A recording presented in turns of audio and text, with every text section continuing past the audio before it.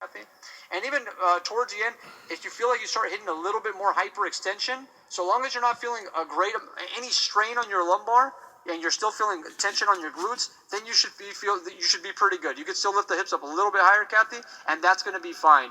The concern lies that if you have an excessive hyperlordotic curvature here in this region of the spine, that is going to be damaging to that. You want to be really careful as to how far you're going to try and shift those vertebrae forward. It's not to say that they don't need that particular function. It's just most of the time in our culture, people tend to have an exacerbated, overly hyperlordotic curvature. Some people tend to have the opposite. They tend to have more of a rounding in the lumbar. So in that case, you may need to lift up a little bit higher. But beyond that, the amount of the lift should be about similar to where she's at right here. There's such a thing as doing too much hyperextension.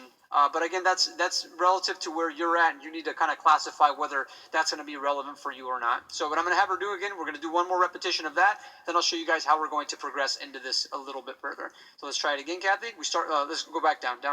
So we're going to go with an anterior pelvic tilt to start, abdominal retraction, expansion of the rib cage if needed on your end. Okay. Then from there, she's going to slowly begin to lift the hips slightly from there. That's beautiful. Now she can begin to induce her posterior pelvic tilt and begin to lift her feet off the ground from there. Or feet off of the bench, excuse me. A little too high with the hips, guys. Let's go a little bit lower, little lower, little lower. That's the sweet spot right there that I'm looking for, specifically for her.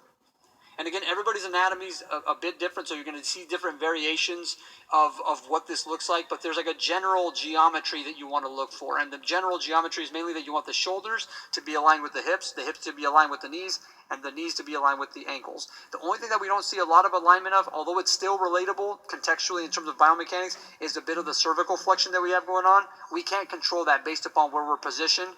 So ultimately, the sacrifice that we make here in terms of what the imperfection is with this exercise is the fact of how her cervical spine is positioned in this exercise.